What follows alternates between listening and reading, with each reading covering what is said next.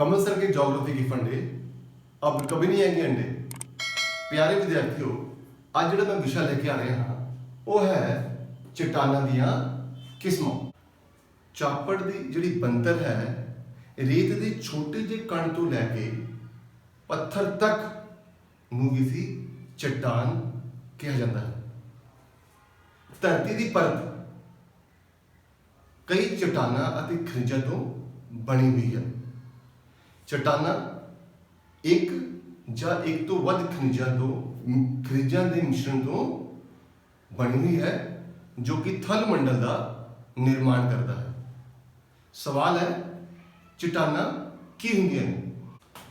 चट्टान उन्हां सारे पदार्थां नूं जिन्हां तो धरती की चापड़ बनी हुई है नूं असीं चट्टान आखदे हां।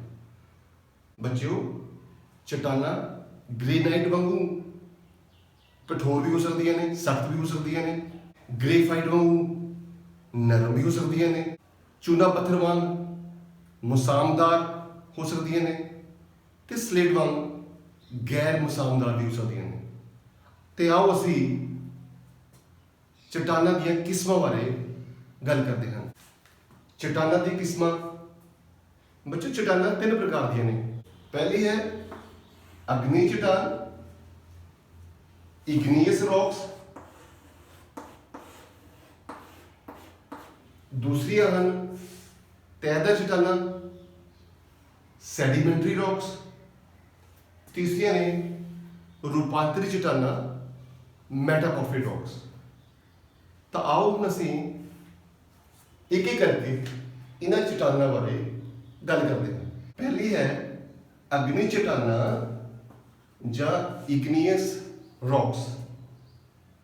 जिहड़ा इग्नियस शब्द है वो लैटिन भाषा दे शब्द इग्निस तो बनया है जिसका अर्थ है फायर, अग।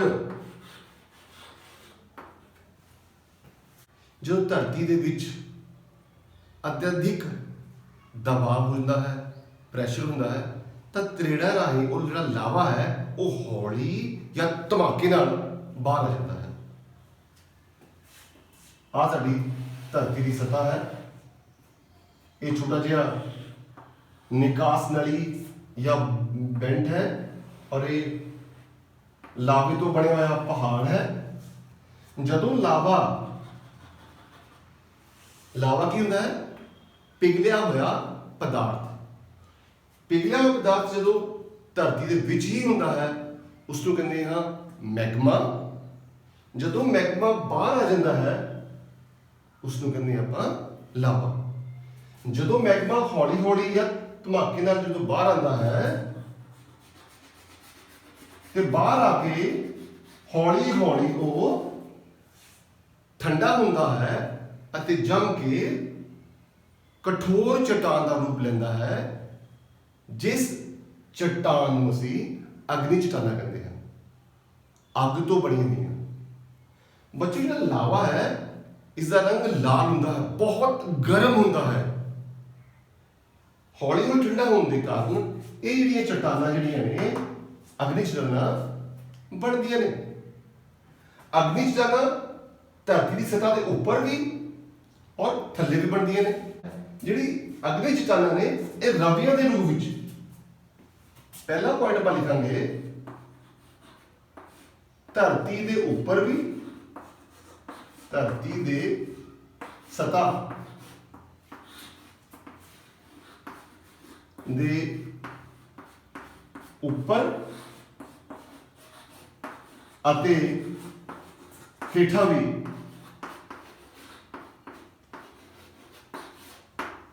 बनदियां। रवे के रूप विच, रवे का अर्थ है ढेरां दे विच मिलदियां ने। तीसरा पॉइंट परतां नहीं बनदियां। इन्हां चट्टानां नूं असीं प्राइमरी रॉक्स या प्राथमिक चट्टानां कहंदे हां क्योंकि धरती उत्ते सब तो पहला यही चट्टानां बणियां सी। इन्हां चट्टानां तो बाद ही दूसरियां चट्टानां होंद विच आईयां। तां की है जी चौथा पॉइंट रहेगा प्राथमिक चट्टाना। अगला जो पॉइंट है, ये चट्टाना ने इन्हां दा लावा जिहड़ा है इन्ना गर्म हुंदा है कि इन्हां दे विच वनस्पति ਅਤੇ जीव जंतुओं के ਜਿਹੜੇ अवशेष है वो नहीं मिलते क्योंकि तापमान इन्ना ज्यादा होता है। वनस्पति ਅਤੇ जीवां दे अवशेष नहीं होंगे। ਜਿਹੜੀ ਚਟਾਨਾਂ ਅਗਲੀ ਚਟਾਨਾਂ ਉੱਪਰ ਬਣਦੀਆਂ ਨੇ ਉਹਨਾਂ ਨੂੰ ਅਸੀਂ ਕਹਿੰਦੇ ਉਹਦਾ ਨਾਮ ਕਹਿੰਦੇ ਹਾਂ ਬੇਸਾਲਟ, ਔਰ ਥੱਲੇ ਜਿਹੜੀਆਂ ਬਣਦੀਆਂ ਨੇ ਉਹਨਾਂ ਨੂੰ ਕਹਿੰਦੇ ਆਪਾਂ ਗ੍ਰੇਨਾਈਟ। ਔਰ ਇਹਨਾਂ ਚਟਾਨਾਂ ਦੇ ਵਿੱਚ ਬੱਚੇ ਸਾਨੂੰ ਖਣਿਜ ਪਦਾਰਥ ਮਿਲਦੇ ਨੇ, ਲੋਹਾ, ਕਿਹੜੀ ਚੀਜ਼ ਮਿਲਦੇ ਨੇ, ਲੋਹਾ, ਤਾਂਬਾ, ਨਿਕਲ, ਸੋਨਾ ਆਦਿ। कितने मिलते हैं भारत में? छोटा नागपुर दा पठार ਅਤੇ दक्षिणी भारत में।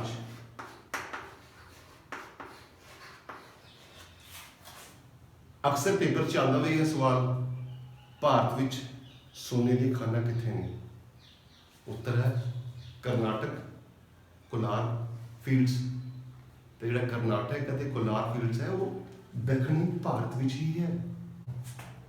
अग्नि चट्टाना की किस्म जिवें तुहानूं मैं विशेषता में दस्सिया सीगा, अग्नि चट्टाना धरती के अंदर भी होंदियां ने सतह दे, और धरती की सतह के उपर भी होंदियां ने। दो किस्म हो गई, ए अंतरभेदी अग्नि चट्टाना, बी है बाहर वेदी अग्नि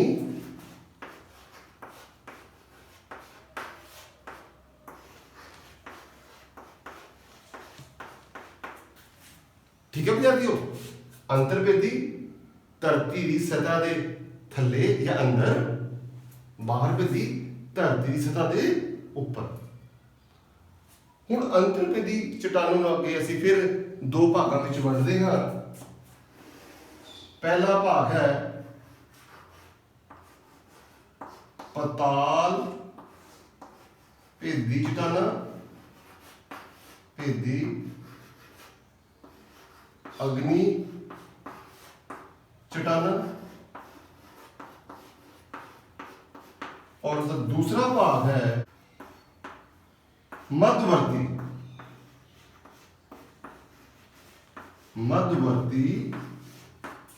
अग्नि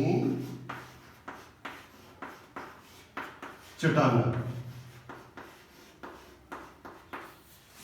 एक बार फिर देख रहे हैं जी, अग्नि चट्टाना दो किस्म दी, अंतरभेदी धरती की सतह के अंदर, बाहर भेदी धरती की सतह के उपर।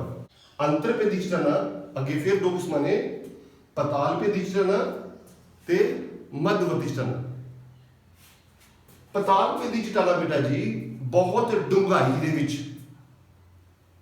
मिलदियां ने। पताल भेदी चट्टाना जदों मैगमा धरती की गहराई विच ही जम जाता है।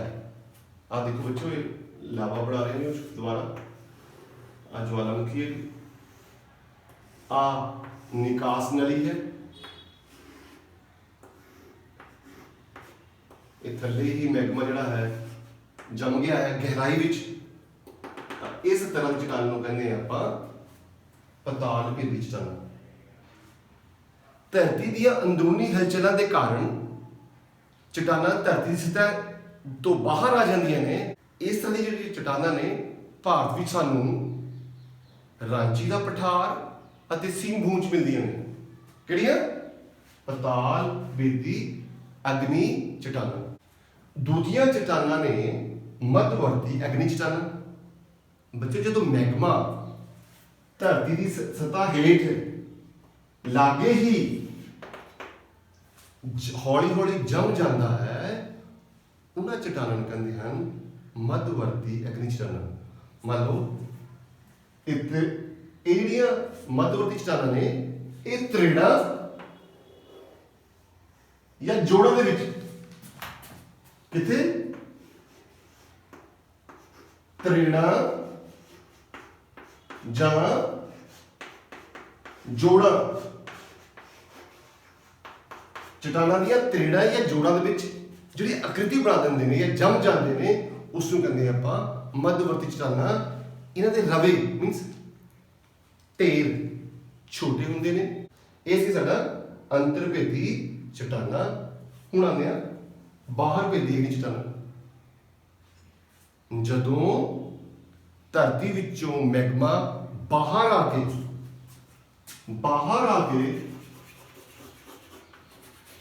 ਜੰਮ ਜਾਂਦਾ ਹੈ, ਹੌਲੀ ਹੌਲੀ ਜੰਮ ਜਾਂਦਾ ਹੈ, ਉਹਨਾਂ ਚਟਾਨਾਂ ਨੂੰ ਕਹਿੰਦੇ ਸੀ ਬਾਹਰ ਭੇਦੀ ਅਗਨੀ ਚਟਾਨਾਂ। ਬੱਚਿਓ ਇਹ ਜਿਹੜੀਆਂ ਅਗਨੀ ਚਟਾਨਾਂ ਬਹੁਤ ਕਠੋਰ ਨੇ, ਵੈਰੀ ਹਾਰਡ, ਵੈਦਰਿੰਗ, ਟੁੱਟ ਭੱਜ, ਅਪਰਦਨ ਹੁੰਦਾ ਹੈ, ਪਰ ਬਹੁਤ ਧੀਮੀ ਗਤੀ ਦੇ ਨਾਲ। ਦੂਸਰੀ ਜਿਹੜੀ ਚਟਾਨ ਆਪਾਂ ਕਰਨ ਜਾ ਰਹੇ ਹਾਂ ਉਹ ਹਨ ਤਹਿਦਾਰ ਚਟਾਨ। ਤਹਿਦਾਰ ਚਟਾਨਾਂ ਜਾਂ ਸੈਡੀਮੈਂਟਰੀ ਰੌਕਸ। ਬੇਟਾ ਜੀ ਇਹ ਵੀ ਲੈਟਿਨ ਭਾਸ਼ਾ ਦੇ ਸ਼ਬਦ, ਲੈਟਿਨ ਭਾਸ਼ਾ ਸੈਡੀਮੈਂਟਮ,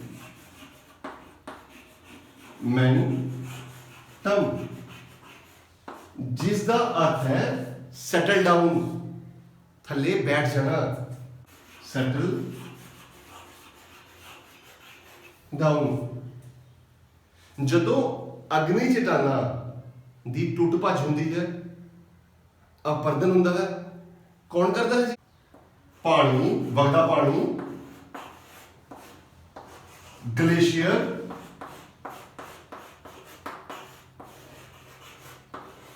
ਆਦਿ।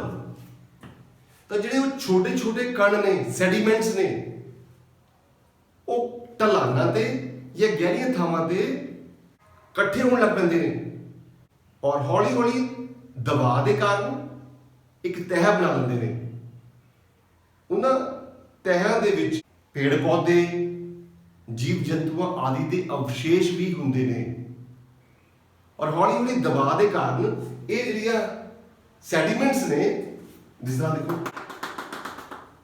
ਸਮੁੰਦਰ ਵਿੱਚ ਆਤਾ ਤਾਂ ਮਾਂ ਦੇਖੋ ਮੱਛੀ ਮਰ ਗਈ ਜੀ, ਆ ਥੱਲੇ ਬੈਠ ਗਈ, ਆ ਪੱਤੇ ਆ ਗਏ ਜੀ,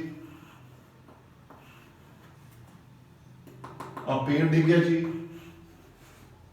ਆ ਫਿਰ ਸੈਡੀਮੈਂਟਸ ਆ ਗਏ। ਇਸ ਤਰ੍ਹਾਂ ਇਹ ਲਹਿਰਾਂ ਤਹਿਾਂ ਬਣਦੀਆਂ ਜਾਂਦੀਆਂ ਨੇ ਔਰ ਆਪਸ ਵਿੱਚ ਚਿਪਕਦੀਆਂ ਜਾਂਦੀਆਂ ਨੇ। ਇਹਨਾਂ ਚਟਾਨਾਂ ਨੂੰ ਅਸੀਂ ਕਹਿੰਦੇ ਹਾਂ ਤਹਿਦਾਰ ਚਟਾਨਾਂ। ਬੱਚਿਓ ਇਹ ਚਟਾਨਾਂ ਬਹੁਤ ਨਰਮ ਹੁੰਦੀਆਂ ਨੇ। ਦੂਸਰਾ, ਤਹਿਾਂ ਦੇ ਰੂਪ ਵਿੱਚ ਮਿਲਦੀਆਂ ਨੇ। ਆਦਿ ਦੱਸੇ ਤੁਹਾਨੂੰ ਮੱਛੀ ਤੇ ਪੇੜ ਪੌਦੇ, ਜੀਵ ਜੰਤੂ, ਬਨਸਪਤੀ ਆਦਿ ਦੇ ਅਵਸ਼ੇਸ਼ ਪਾਏ ਜਾਂਦੇ ਨੇ। ਇਹ ਚਟਾਨਾਂ ਮੁਸਾਮਦਾਰ ਹੁੰਦੀਆਂ ਨੇ, ਔਰ ਇਹਨਾਂ ਵਿੱਚ ਜਿਹੜੇ ਖਣਿਜ ਮਿਲਦੇ ਨੇ ਬੇਟਾ ਜੀ, ਉਹ ਮਿਲਦੇ ਨੇ ਕੋਲਾ ਅਤੇ ਖਣਿਜ ਤੇਲ। ਬਲੂਆ ਪੱਥਰ, ਐਗਜ਼ਾਮਪਲਸ ਚੂਨਾ ਪੱਥਰ ਤੇ ਨਮਕ। ਇਹ ਸੀ ਸਾਡੀ ਤਹਿਦਾਰ ਚਟਾਨਾਂ। ਤੀਸਰੀ ਚਟਾਨਾਂ ਨੇ ਰੂਪਾਂਤਰੀ ਚਟਾਨਾਂ ਜਾਂ ਮੈਟਾਮੋਰਫਿਕ ਰੌਕਸ। ਗ੍ਰੀਕ ਸ਼ਬਦ ਮੈਟਾਮੋਰਫੋਸਿਸ, ਜਿਸ ਦਾ ਅਰਥ ਹੈ ਚੇਂਜ ਜਾਂ ਪਰਿਵਰਤਨ।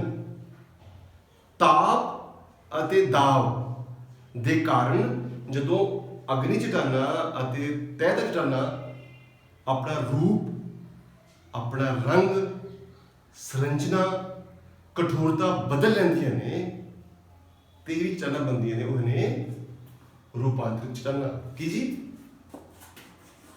ਤਾਪ ਜਮਾ ਦਾਬ, ਇਹਨਾਂ ਦੋਨਾਂ ਦੇ ਕਾਰਨ ਇਗਨੀਅਸ ਰੌਕਸ ਪਲੱਸ ਸੈਡੀਮੈਂਟਰੀ ਰੌਕਸ ਆਪਣਾ ਰੂਪ ਬਦਲਣਗੇ ਨੇ, ਉਹ ਬਣਦੀਆਂ ਨੇ ਮੈਟਾਮੋਰਫਿਕ ਰੌਕਸ। ਰੂਪਾਂਤਰਿਤ ਚਟਾਨਾਂ। ਰੂਪਾਂਤਰਿਤ ਚਟਾਨਾਂ ਅੱਗੇ ਦੋ ਭਾਗਾਂ ਵਿੱਚ ਵੰਡੀਆਂ ਜਾਂਦੀਆਂ ਨੇ, ਤਾਪੀ ਰੂਪਾਂਤਰਣ ਤੇ ਦੂਜਾ ਹੈ ਘਾਟੀ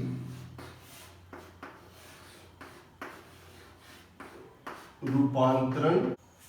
ਤਾਪੀ ਰੂਪਾਂਤਰਣ ਜਦੋਂ ਮੈਗਮਾ ਦਰਾੜਾਂ ਜਾਂ ਨਾਲੀਆਂ ਵਿੱਚ ਵਹਿੰਦਾ ਹੋਇਆ ਚਟਾਨਾਂ ਦੇ ਸੰਪਰਕ ਵਿੱਚ ਆਉਂਦਾ ਹੈ ਤੇ ਚਟਾਨਾਂ ਆਪਣਾ ਗੁਣ ਅਤੇ ਰੂਪ ਬਦਲ ਦਿੰਦੀਆਂ ਨੇ, ਉਹਨਾਂ ਨੂੰ ਕਹਿੰਦੇ ਆ ਆਪਾਂ ਤਾਪੀ ਰੂਪਾਂਤਰਣ। ਉਦਾਹਰਣ ਚੂਨਾ ਪੱਥਰ ਸੰਗਮਰਮਰ ਵਿੱਚ ਬਦਲ ਜਾਂਦਾ ਹੈ, ਕੋਲਾ ਹੀਰੇ ਵਿੱਚ ਬਦਲ ਜਾਂਦਾ ਹੈ। ਦੂਜਾ ਹੈ ਘਾਟੀ ਰੂਪਾਂਤਰਣ ਚਟਾਨਾਂ। ਕਿਸੇ ਵੱਡੇ ਖੇਤਰ ਦੀਆਂ ਉਪਰੀ ਚਟਾਨਾਂ ਜਦੋਂ ਥੱਲੜੀਆਂ ਚਟਾਨਾਂ ਨੂੰ ਦਬਾਅ ਪਾ ਕੇ ਉਹਨਾਂ ਦੇ ਗੁਣ ਅਤੇ ਰੂਪ ਨੂੰ ਬਦਲਦੀਆਂ ਨੇ, ਉਹਨਾਂ ਨੂੰ ਕਹਿੰਦੇ ਆ ਆਪਾਂ ਘਾਟੀ ਰੂਪਾਂਤਰਣ ਚਟਾਨਾਂ।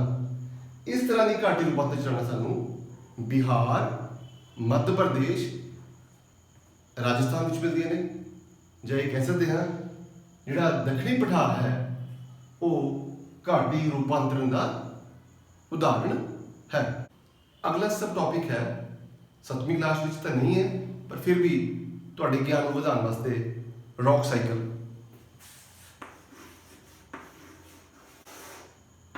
ਇਹ ਹੈ ਜੀ ਇਗਨੀਅਸ ਰੌਕਸ। ਬੱਚੋ ਜਦੋਂ ਇਗਨੀਅਸ ਰੌਕ ਦੀ ਤੋੜ ਭੰਨ ਹੁੰਦੀ ਹੈ, ਅਪਰਦਨ ਹੁੰਦਾ ਹੈ, ਜਿਹਨੂੰ ਆਪਾਂ ਵੈਦਰਿੰਗ ਜਾਂ ਇਰੋਜਨ ਕਰੀਏ ਤਾਂ ਕੀ ਹੁੰਦਾ ਹੈ? ਛੋਟੇ ਛੋਟੇ ਸੈਡੀਮੈਂਟਸ ਬਣਦੇ ਨੇ। ਇਹ ਸੈਡੀਮੈਂਟਸ ਡਿਪੋਜ਼ਿਟ ਹੋ ਕੇ ਜਮਾ ਹੋ ਕੇ ਕੀ ਬਣਾਉਂਦੇ ਨੇ?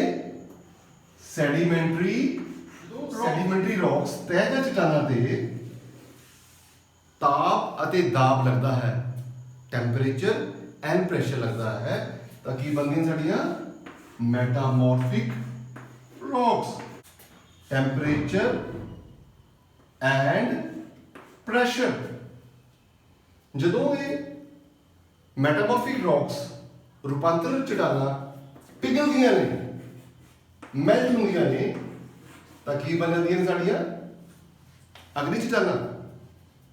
ਇਹ ਸੀਗਾ ਸਿੱਧਾ ਚੱਕਰ।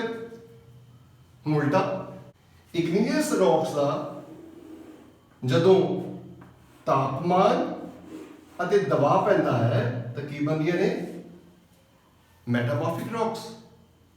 ਔਰ ਮੈਟਾਮੋਰਫਿਕ ਰੌਕਸ ਉਹੀ ਜਦੋਂ ਅਪਰਦਨ ਹੁੰਦਾ ਹੈ, ਟੁੱਟ ਭੱਜ ਹੁੰਦੀ ਹੈ, ਵੈਦਰਿੰਗ ਐਂਡ ਇਰੋਜਨ ਹੁੰਦੀ ਹੈ ਤਾਂ ਕੀ ਬਣਦੇ ਨੇ ਸੈਡੀਮੈਂਟਸ। ਔਰ ਇਹ ਕੀ ਕਰਨਗੇ? ਫਿਰ ਡਿਪੋਜ਼ਿਟ ਹੋ ਗਏ ਤਹਿਾਂ ਦੇ ਰੂਪ ਵਿੱਚ ਸੈਡੀਮੈਂਟਰੀ ਰੌਕਸ ਬਣਾਉਣਗੇ, ਤਹਿਦਾਰ ਚਟਾਨਾਂ ਬਣਾਉਣਗੇ। ਚਲਦੇ ਚਲਦੇ ਕੁਝ ਸਵਾਲ ਕਰਾਂਗਾ ਆਪ ਨੂੰ, ਦੇਖਦੇ ਹਾਂ ਆਪ ਜੀ ਨੂੰ ਕਿੰਨਾ ਸਮਝ ਆਇਆ। ਪਹਿਲਾ ਸਵਾਲ, ਚੂਨਾ ਪੱਥਰ ਦੀ ਰੂਪਾਂਤਰਿਤ ਚਟਾਨ ਕਿਹੜੀ ਹੈ? ਦੂਸਰਾ, ਪ੍ਰਾਥਮਿਕ ਚਟਾਨਾਂ ਜਾਂ ਪ੍ਰਾਇਮਰੀ ਰੌਕਸ ਕਿਹੜੀ ਚਟਾਨ ਨੂੰ ਕਿਹਾ ਜਾਂਦਾ ਹੈ? ਅੰਤਿਮ ਸਵਾਲ, ਅਗਨੀ ਚਟਾਨਾਂ ਅਤੇ ਤਹਿ ਚਟਾਨਾਂ ਦੇ ਵਿੱਚ ਕੋਈ ਦੋ ਅੰਤਰ ਦੱਸੋ। ਬੱਚੋ ਉਮੀਦ ਕਰਦਾ ਹਾਂ ਤੁਹਾਨੂੰ ਇਹ ਵਿਸ਼ਾ ਅੱਛੀ ਤਰ੍ਹਾਂ ਸਮਝ ਆ ਗਿਆ ਹੋਵੇਗਾ। ਧੰਨਵਾਦ।